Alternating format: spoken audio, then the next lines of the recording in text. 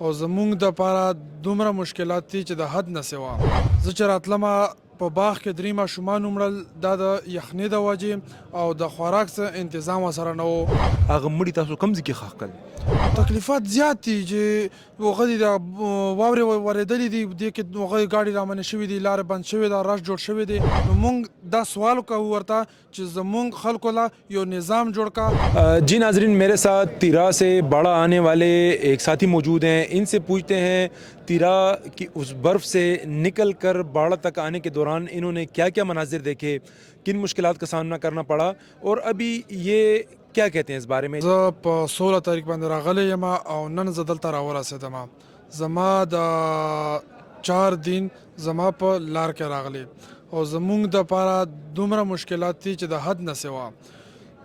د پلیار کې مشکلات دي چې دا واورې شوي دي، ګاډي رامنې شوي دي، د خوراک څه ورسره نشته دی.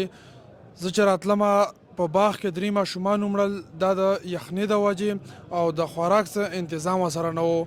چې مخکې راتیر شو موږ سره بله یوه زنانه وه، هغه وفات شوه. په لار کې دا مشکلات دي. بیا موږ راغلو د پویندې چنیله، د پویندې چن کې چې کوم سکول دی، آرمي پبلیک سکول دی، په دې کې مشکلات ډېر مشکلات دي چې په لاینونو کې خلک ودرېږي 3 شپې او 2 شپې کوي د یخنۍ د وجې. ولې چې دلته راش ډېر زیات دی او کسان د کاونټر والا ډېر کم ورته ناست دي. هغه مړي تاسو کوم ځای کې ښخ کړل؟ دلته یو د مسافرو دیره ده، دلته د بړې نه لاندې په دې کې ماشومان ښخ کړل او زنانۍ خپل کور ته یوړله. تکلیفات زیات دي چې هغه دي د واورې ورېدلې دي، دې کې هغه ګاډي رامنې شوي دي، لارې بند شوې ده، رش جوړ شوی دی.